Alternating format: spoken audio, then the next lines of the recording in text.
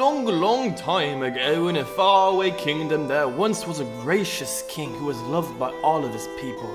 He built roads, established schools, and the city lived in riches. He lived in a castle together with his queen and son, whom he loved very much. The king always preached that he lived to serve the people. However, everything changed when one day an evil army raided the kingdom and entered the castle. The king sent his wife and son into the city to live as commoners in hiding, together with a royal guard, but the evil army killed the king and took the throne. Many years passed with the young new leader ruling the land with an iron fist.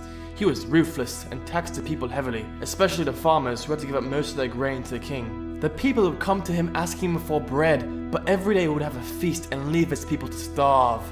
The son of the old king lived his life together with the rightful queen in a small farm home in the outskirts of the city. Nobody knew that he was the rightful heir to the throne. One day on his way to the market, he saw a flyer that said the ruler of the kingdom was looking to recruit young men for members of an elite division in his army. The prince jumped at the opportunity to get close to the ruler and went to the castle to sign up, even though his royal guard protested. Each candidate who passed the initial screening was given a room to sleep in, together with 10 other trainees located on the training grounds. They were not allowed to leave the grounds during the training period. The training was tough. The prince worked hard and used his royal training he received as a kid to finish each exercise. However, during a rope climbing exercise, the rope broke and the prince fell to the floor. He was in a lot of pain the rest of the day, but he acted like it was nothing and still continued the rest of his training for that day. Later at night, when the prince was making his way to his sleeping quarters, limping in pain, he ran to the ruler's sister, who was very beautiful. She told him that she saw what had happened. He had been sabotaged by the others who were jealous of his progress. The sister made the prince some tea and bandaged his wounds. The prince was surprised how the ruler could be so ruthless but the sister so kind and gentle.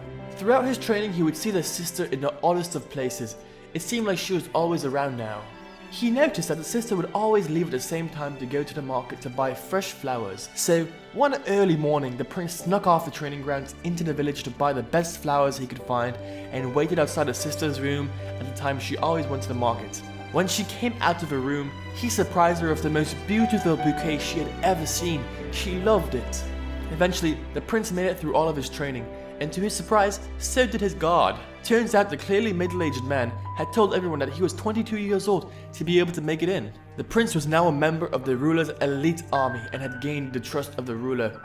At first, he was confident he wanted to kill the ruler to take back his kingdom. However, after falling in love with his sister, he became lost. One night, the prince's guard was asking the prince when he was planning to take out the ruler. Suddenly, the prince heard footsteps running away. The prince saw his sister. She was crying. After overhearing them, the prince ran after her. To be continued. Well, you don't see that every day.